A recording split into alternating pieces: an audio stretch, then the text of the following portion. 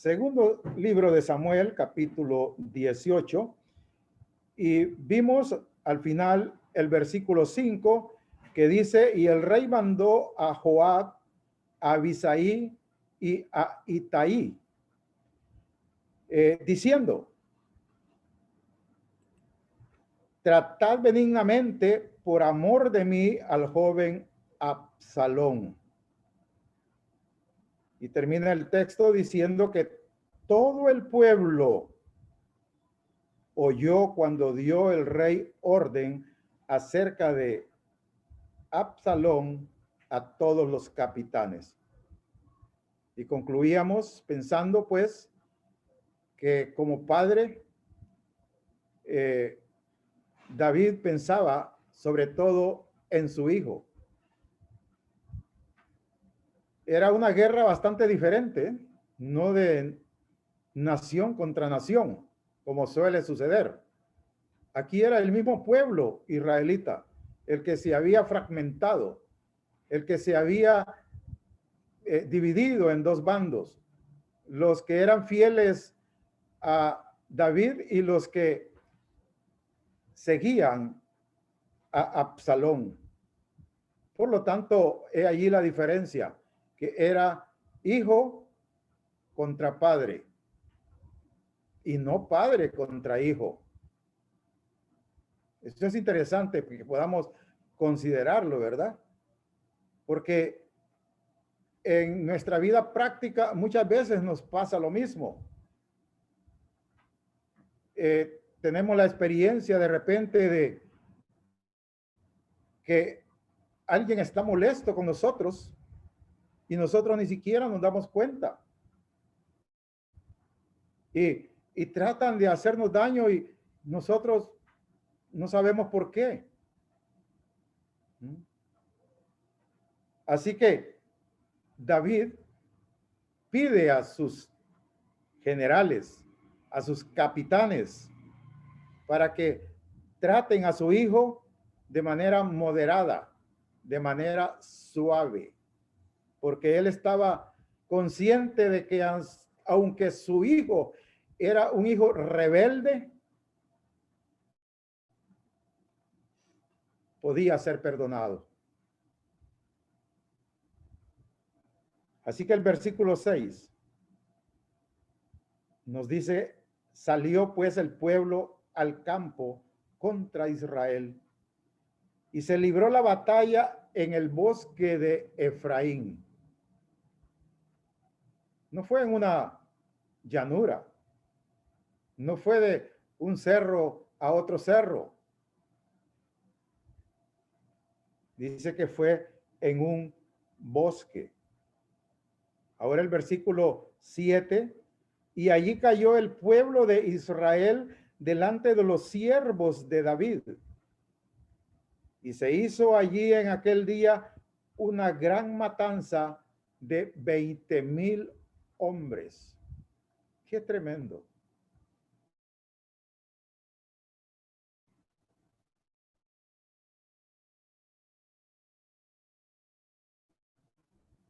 Simplemente por obedecer a alguien que está equivocado, como es el caso de Absalón.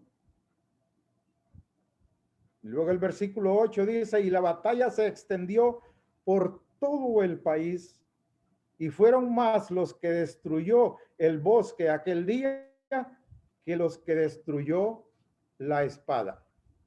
O sea, fueron más los que murieron huyendo de la espada o de ser heridos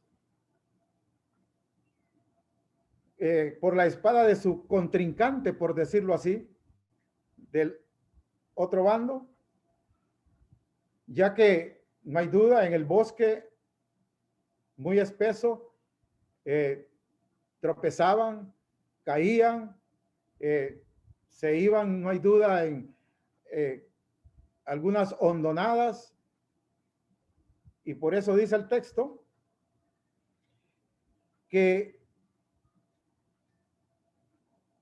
allí fueron más los que destruyó el bosque aquel día que los que destruyó la espada.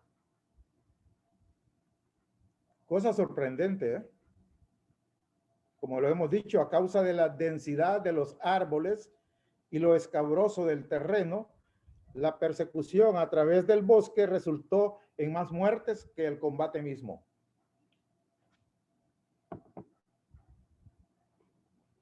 Pues el versículo siguiente, hermanos, nos lo demuestra. Dice el versículo 9: y se encontró Absalón con los siervos de David. E iba Absalón sobre un mulo, y el mulo entró por debajo de las ramas espesas de una gran encina, y se le enredó la cabeza en la encina, y Absalón quedó suspendido entre el cielo y la tierra, y el mulo en que iba pasó delante. ¿Entiende lo que hemos leído? ¿Se puede imaginar qué fue lo que pasó ahí? Bueno, hace algunos años, aquí en nuestro país, un hermano en nuestras asambleas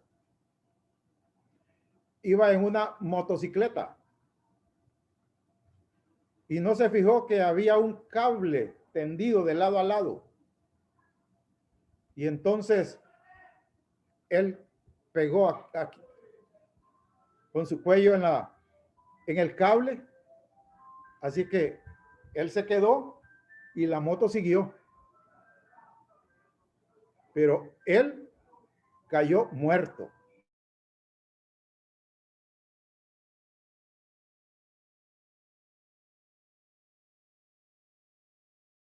Fue, dice, en un mulo. Ahora, podemos considerar que la encina es un árbol de madera preciosa, tanto como el roble, como el cedro, la caoba.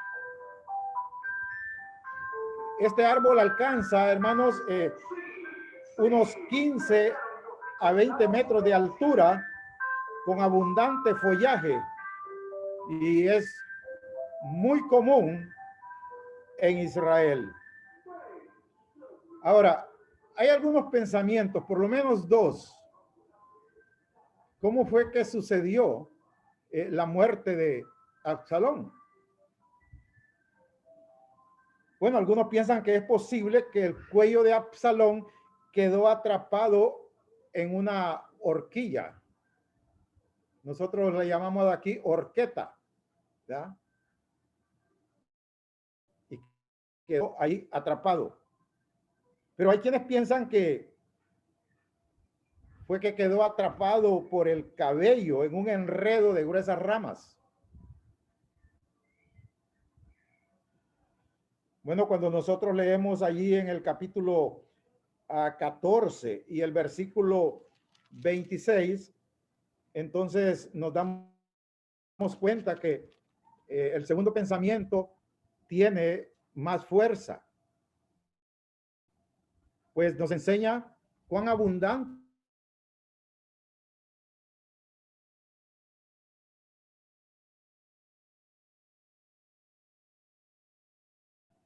cuando se cortaba el cabello, lo cual hacía al fin de cada año,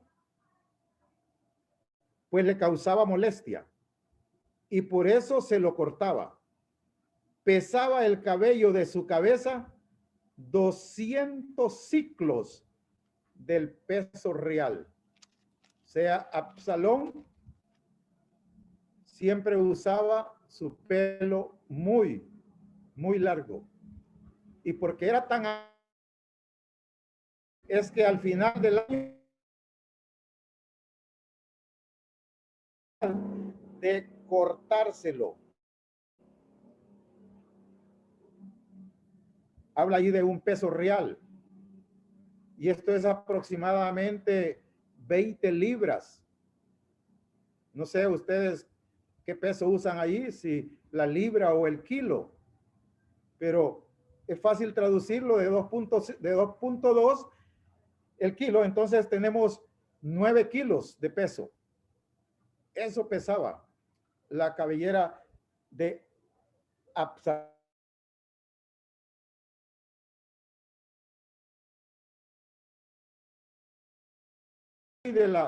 De la muerte de Absalón es que dice que Absalón quedó suspendido entre el cielo y la tierra.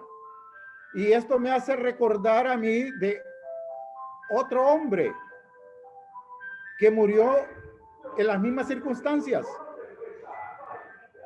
colgado entre el cielo. Su nombre, pues esto le dijo el ángel a José: no temas de recibir a María, tu mujer, porque dará a luz un hijo y llamará su nombre Jesús, porque él salvará a su pueblo de sus pecados. ¿Cuál es la diferencia? Que Absalón muere colgado entre el cielo y la tierra por causa de su propio pecado. Mas el Señor Jesús muere por los pecados nuestros, porque él no conoció pecado, él no cometió pecado, mas por nosotros, dice la Escritura, fue hecho pecado para llevarnos a Dios. Esto, hermanos, nos debe de mantener siempre con la vista puesta en el cielo. Nuestros ojos, dice, hacia arriba, donde está Él y de donde muy pronto habrá de volver para llevarnos a su hogar. Dice el versículo 10, viéndolo uno, o sea, uno de los soldados de David, avisó a Joab diciendo: he aquí que he visto a Absalón colgado de una encina.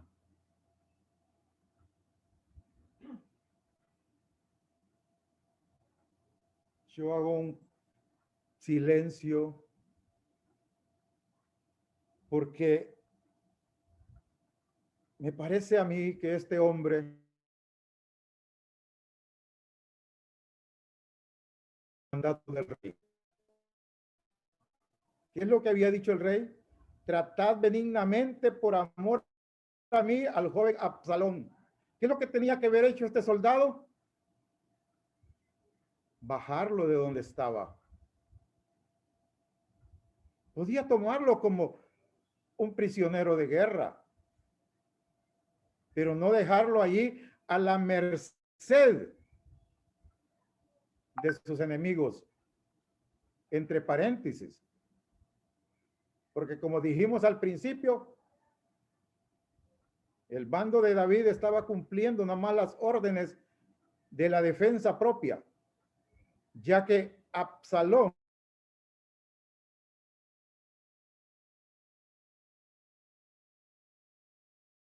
quería derrocar del trono a su propio padre.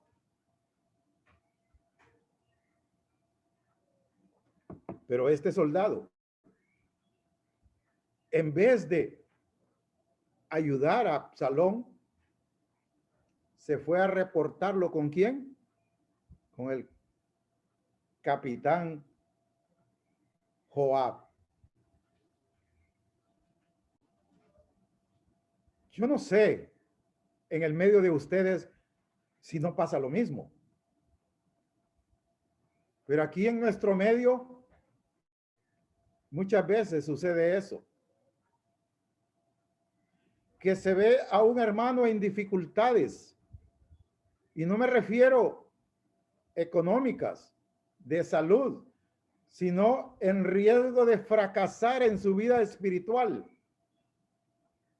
Y en vez de acercarnos a él para ayudarlo, para aconsejarlo, para hacerle ver el error en que está, corremos a los ancianos a decirle, hermano, yo vi a Julano así, así, así.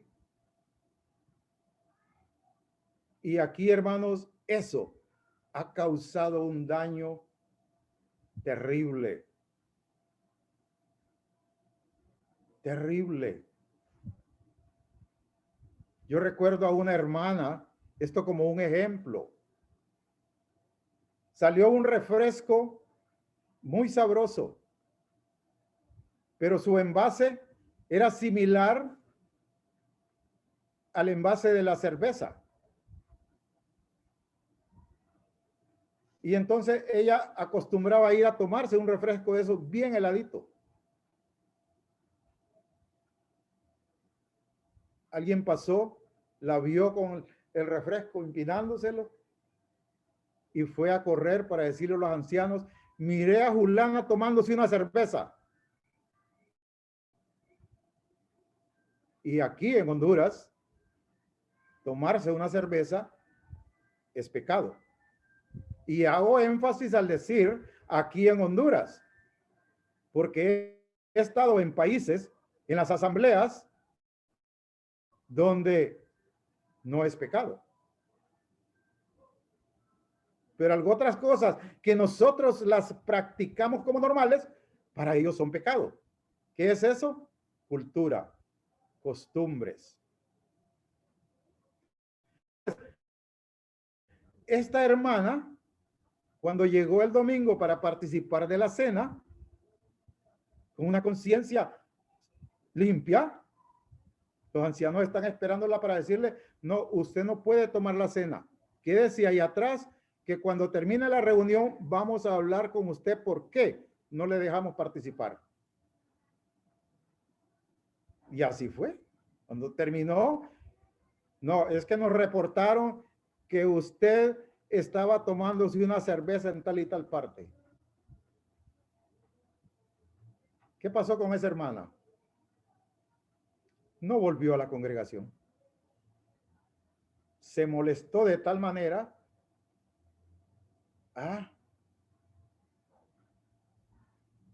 Cuando en el caso, yo lo he hecho, hermanos. Yo lo he hecho. He ido al hermano o a la hermana y le he dicho, vea, yo veo esto y esto en usted. Y esta es la tercera vez que lo veo.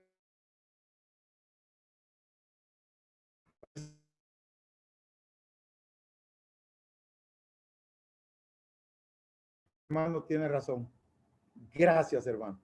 Gracias por ayudarme. Y ya. Y esto es lo que yo veo aquí en este varón, en este soldado, que no ayudó a Absalón como se los había pedido el rey David. Tratad benignamente por amor de mí al joven Absalón. Dice el versículo 11. Y Joab respondió al hombre que le daba la nueva. ¿Cuál nueva? Bueno, esta que he aquí, he visto a Absalón colgado de una encina. Le daba la nueva y viéndolo tú, ¿por qué no le mataste luego allí echándole a tierra? Me hubiera placido un alabarte. Oh, recompensa, ¿no? A lo mejor en aquel entonces era toda una fortuna. Hoy en día, ¿qué era 10 ciclos? Bueno, era una moneda hebrea cuyo peso era de media onza. Así que en los 10 ciclos lo que le iba a estar entregando eran 5 onzas de moneda. Eso para nosotros hoy, ¿qué? Tiene ningún valor. Es posible que en aquel entonces sí tenía valor, ¿verdad? Así que el cinturón, pues era una faja, o como le conocemos hoy nosotros, ¿verdad? Una faja. Algunos le dicen un cincho.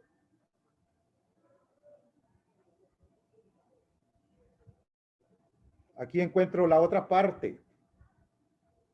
Veo aquí a Joab, un hombre de confianza del rey, que se dejó controlar por la sed de venganza. No pensó en lo que David le ordenó. Trata a mi hijo, trata benignamente por amor de mí al joven Absalón. No, él vio no más una oportunidad de vengarse. ¿Y de qué quería vengarse? Bueno, podemos leerlo aquí mismo en el capítulo 17 y el versículo 25. ¿Qué pasó? Versículo 25. Y Absalón nombró a Amasa jefe del ejército en lugar de Joab. Ven, Joab es destituido de aquellos que se habían pasado al lado de Absalón.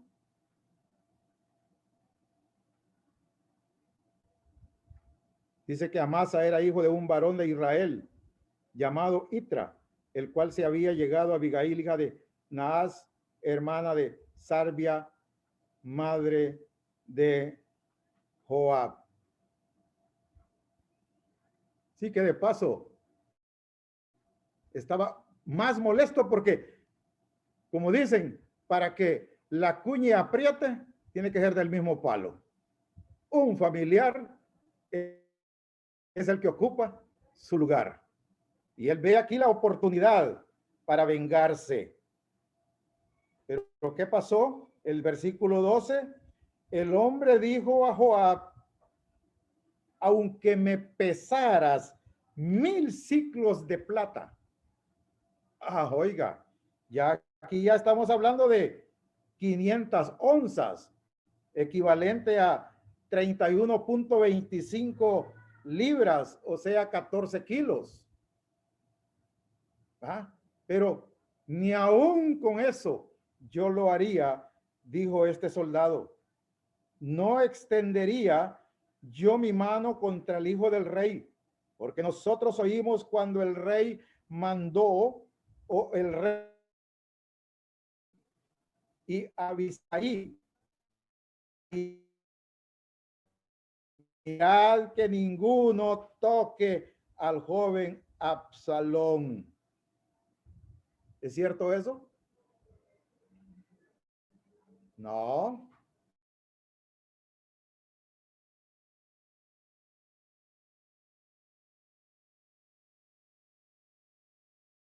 Corrido a Absalón. Lo que el rey dijo fue, trata benignamente por amor de mí al joven Absalón. No dijo, mirad que ninguno toque al joven Absalón. Aquí está haciendo lo mismo que hizo Eva. Cuando leemos allí en Génesis capítulo 2, versículos 16 y 17, que Jehová les dice, de todo árbol del huerto podréis comer, pero del árbol que está en medio del huerto no comeréis, porque el día que de él comáis, ciertamente moriréis. Pero cuando leemos allí 1 al 3 del Génesis, como Eva se vuelve la maestra de este soldado. Dijimos 3, Pero la serpiente era astuta más que todos los animales del campo que Jehová Dios había hecho, la cual dijo a la mujer, con que Dios os ha dicho, no comáis de todo árbol del huerto. Y la mujer respondió a la serpiente, del fruto de los árboles del huerto podemos comer, pero del fruto del árbol que está en medio del huerto, dijo Dios, no comeréis de él, ni le tocaréis. ¿Dios había dicho eso? No. Sabiendo, como dice, ni le tocaréis para que no muráis. Dios no había dicho tal cosa, como tampoco había dicho lo que este soldado está diciendo.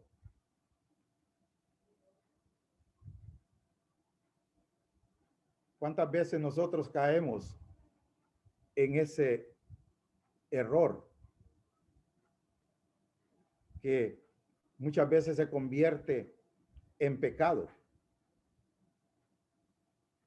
Cuando entramos en la difamación de asegurar y garantizar diciendo, es que él dijo así, así, cuando él no ha dicho tal cosa, refiriéndose a un hermano o a una hermana.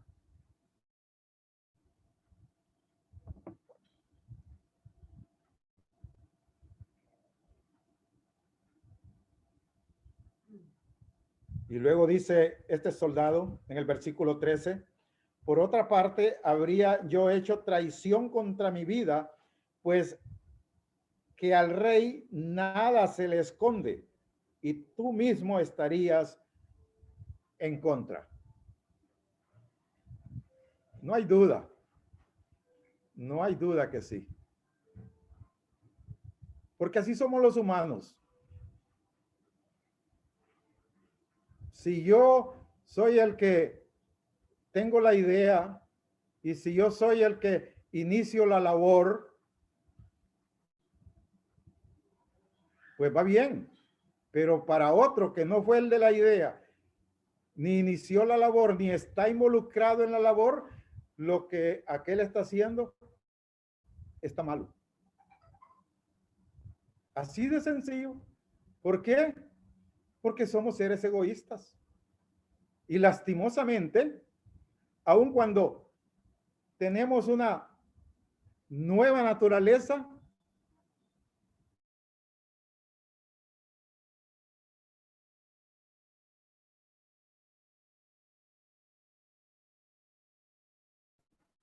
bueno, para aquellos en el último suspiro y para los que quedemos vivos, como dijo Pablo, estemos vivos, como dijo Pablo, al sonido de la trompeta, cuando seremos transformados. Así vemos entonces que este hombre le dice, y tú mismo estarías en contra. Pero claro, como no lo hizo, entonces se molesta con el soldado. Y si lo hubiese hecho, también se hubiese molestado. Porque hubiera dicho que desobedeció al rey. Aquí en Honduras hay un dicho que dice, si enchutas pierdes y si no también. Oh, triste y lamentable verdad. Y es que la realidad, hermanos. Cuando leemos nosotros en el Evangelio de Lucas, capítulo 12 y versículo 2, dice, porque nada hay encubierto que no haya de descubrirse, ni oculto que no haya de saberse. ¿Sí? Es que nuestro Dios es omnisciente.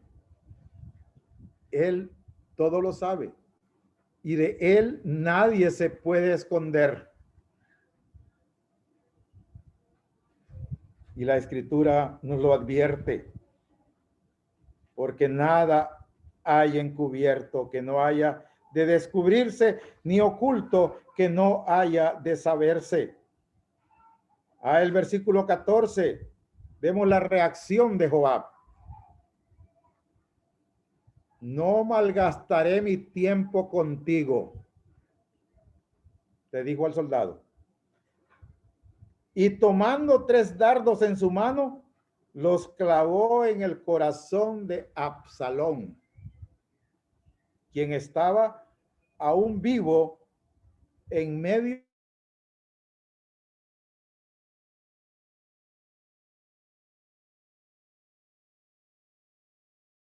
soberbia y su prepotencia. El versículo 15 dice que 10 jóvenes escuderos de Joab rodearon e hirieron a Absalón y acabaron de matarle. ¿Qué dice Eclesiastés? Que no hay nada nuevo debajo del sol. Todo ya ha sido hecho. Nosotros nos asustamos muchas veces porque vemos a un hombre con 10 guardaespaldas, con 5 guardaespaldas. Aquí lo encontramos a Joab hace, qué sé yo, 400.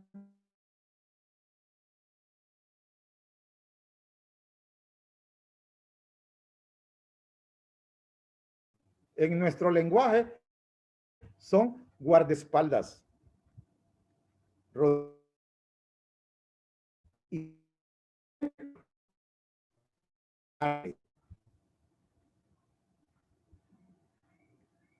alguien ha dicho, y no deja de tener razón,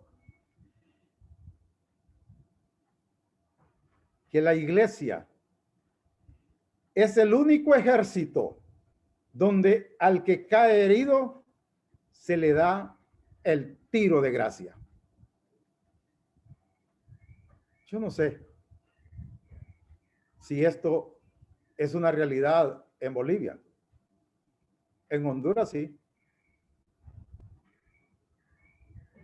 Lastimosamente. Los demás ejércitos van a la guerra y recogen a sus heridos y llaman una ambulancia y los cubren con sus mismos cuerpos y tratan de salvarle la vida. Pero en el ejército del Señor, en la iglesia, al que cae herido, por lo general, se le da el tiro de gracia. Oh. He conocido de asambleas donde al que ha caído en pecado es puesto en disciplina. ¿Pero para qué es la disciplina, hermanos? Es para restaurar, no para darle el tiro de gracia. ¿Y cómo le han dado el tiro de gracia a esta persona? Bueno, diciéndole, has fallado y no tienes derecho a poner tus pies en este templo santo durante los próximos 365 días. O sea, todo un año. ¿Qué va a pasar con ese soldado herido en ese tiempo? Lo que pasa con nuestros jóvenes. Cuando los descuidamos, cuando la iglesia no tiene programas para ellos, cuando solo tenemos leyes. No hagas esto, eso no se hace, eso es malo. Pero, ¿qué les ofrecemos a cambio de ello para que estén ocupados? Entonces vienen los muchachos de la calle y empiezan a ofrecerles entretenimiento. Y ahí se van. Y ahí se van.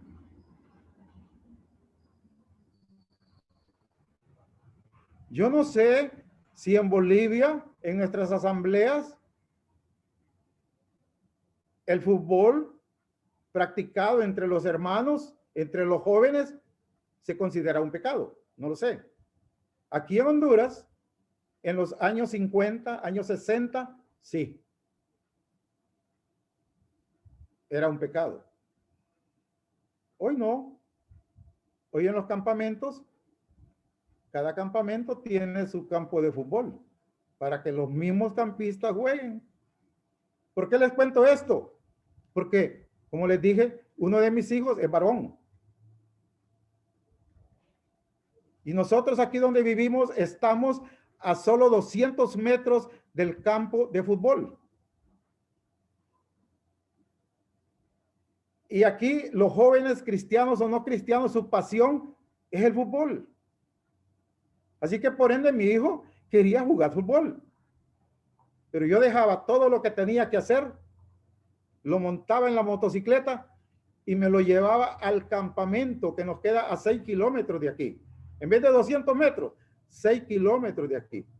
Y alguien me preguntó, ¿pero para qué trae a su hijo a jugar aquí si allá tiene campo? Ah, aquí no es que no lo van a golpear. Siempre se va a golpear jugando. Un tropezón, una caída, qué sé yo. Pero no va a estar escuchando palabras soeces. No va a estar escuchando malos consejos. En cambio, allá, sí. ¿Por qué? Porque aquellos no conocen de Dios, no tienen temor de Dios.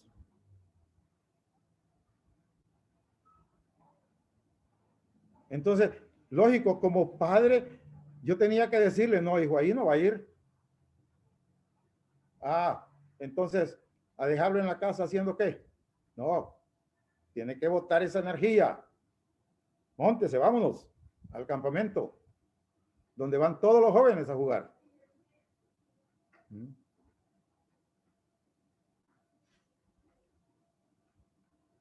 Hermanos,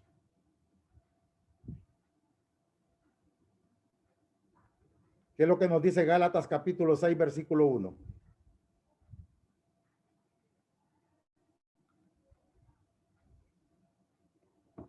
Hermanos, si alguno fuera sorprendido en alguna falta, vosotros que sois espirituales, restaurarle con espíritu de mansedumbre, considerándote a ti mismo, no sea que tú también seas tentado.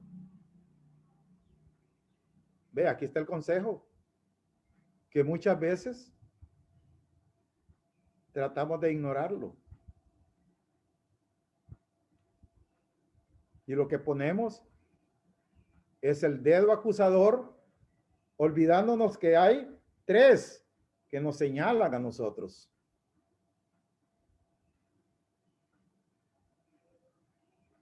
Aquel dice que es sorprendido en pecado. Usted y yo, hermano, que somos más espirituales, porque eso es un grado,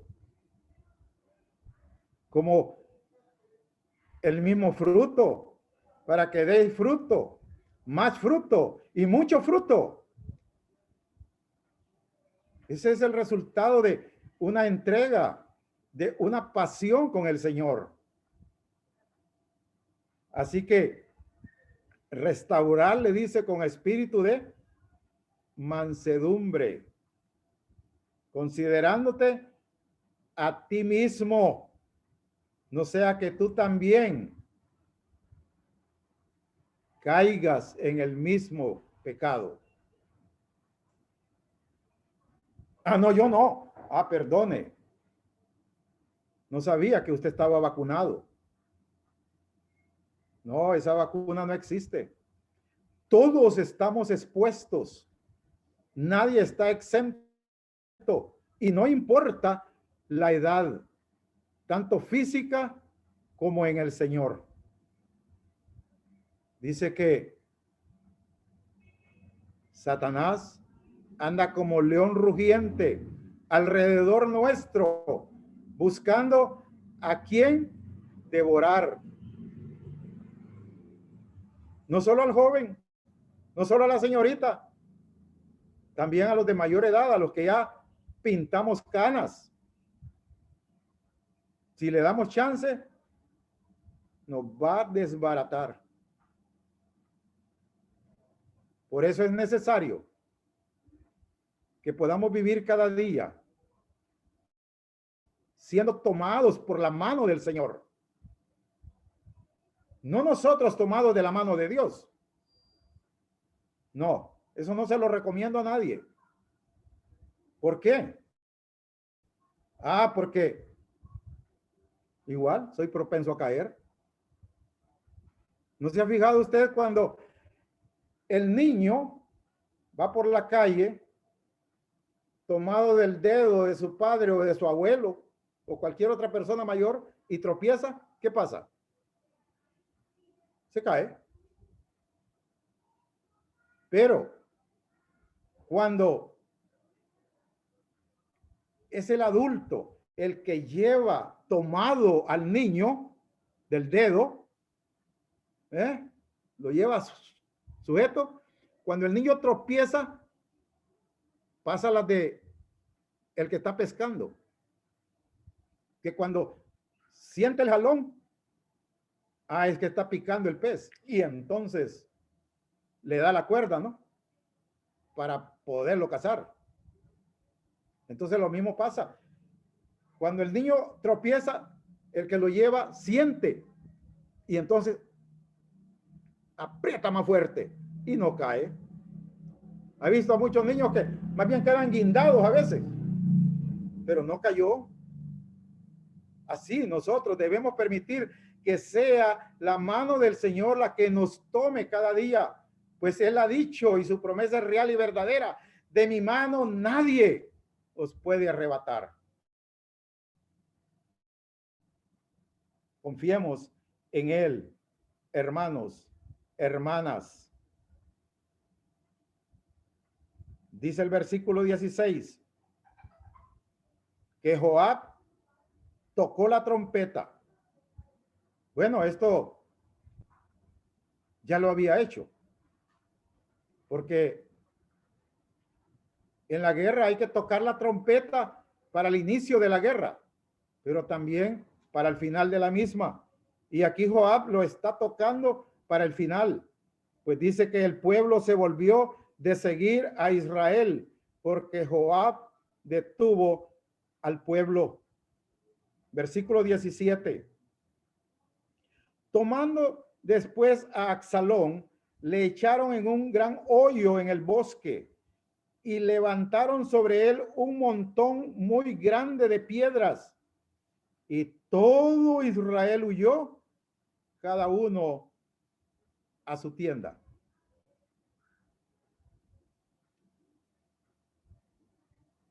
¿Y por qué pasó esto? ¿Por qué tuvieron que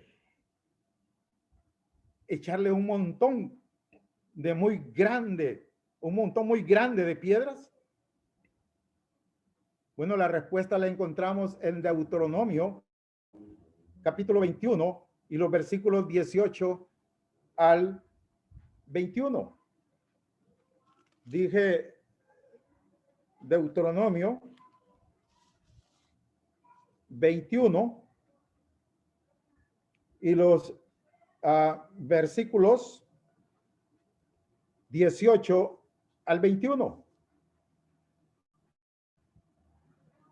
Si alguno tuviere un hijo contumaz y rebelde, que no obedeciere a la voz de su padre, ni a la voz de su madre, y habiéndole castigado, no les obedeciere, entonces lo tomarán su padre y su madre y lo sacarán ante los ancianos de su ciudad y a la puerta del lugar donde viva.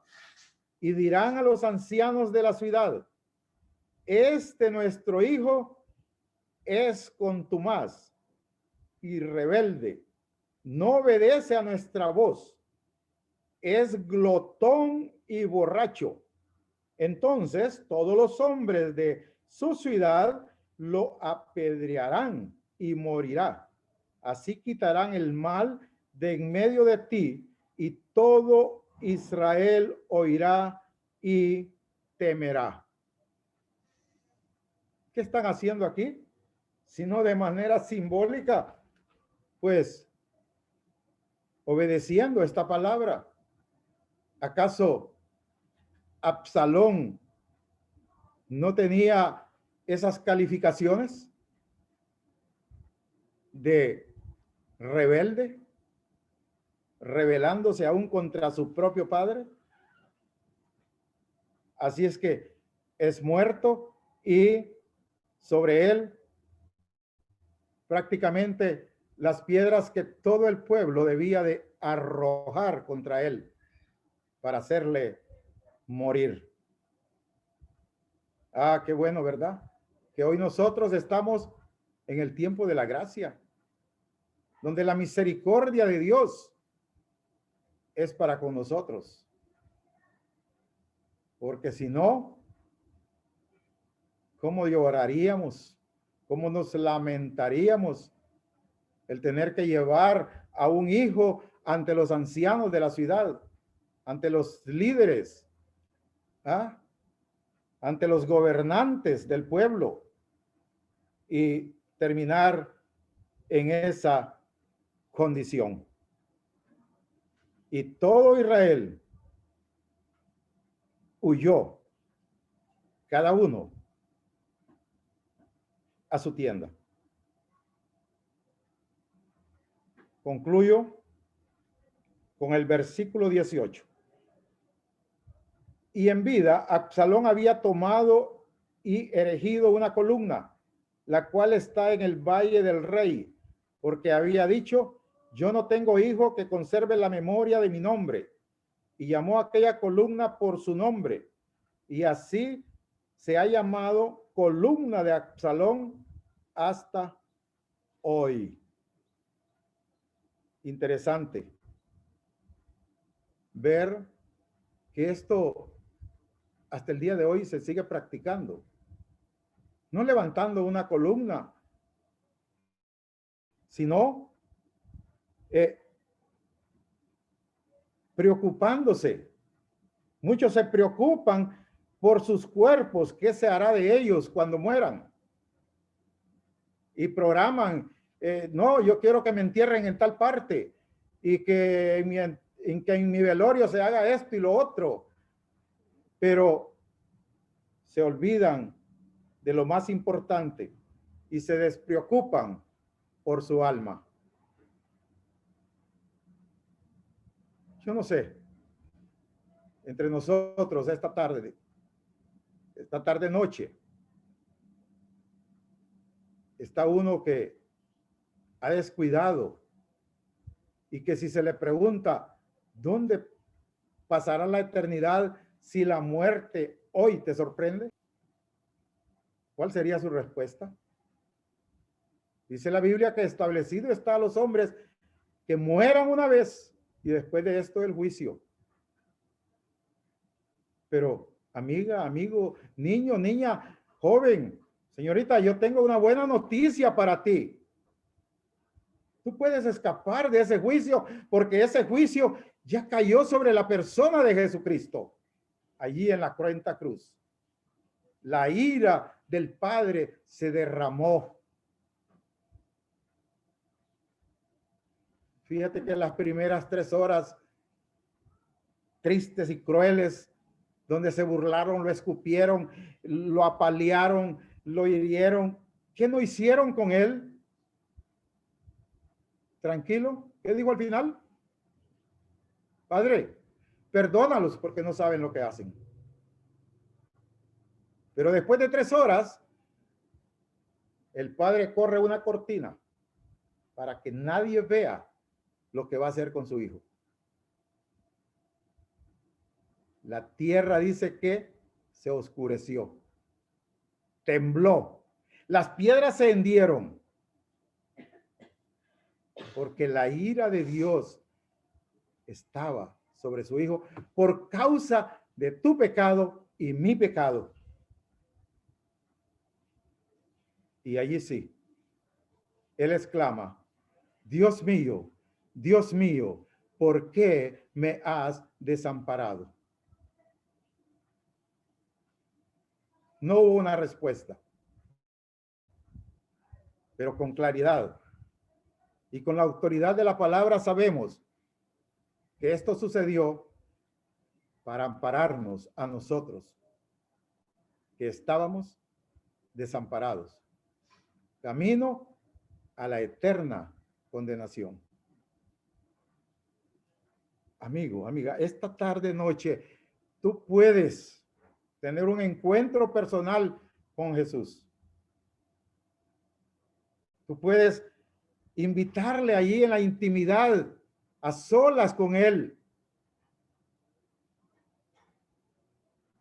No necesitas pararte, no necesitas encender el micrófono y decir esto o lo otro como si fuese una palabra mágica.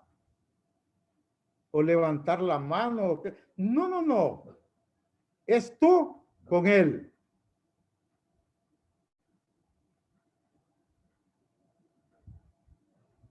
Así de sencillo. Dile allí con tus propias palabras, Señor, reconozco que soy un pecador, mas acepto que tú moriste por mí en la cruz, que tú pagaste la deuda de mi pecado y que tú lo hiciste para salvarme de la condenación. Entra a mi vida y haz de mí tu altar. Haz de mí tu trono para alabarte, para servirte. Que Dios les bendiga ricamente.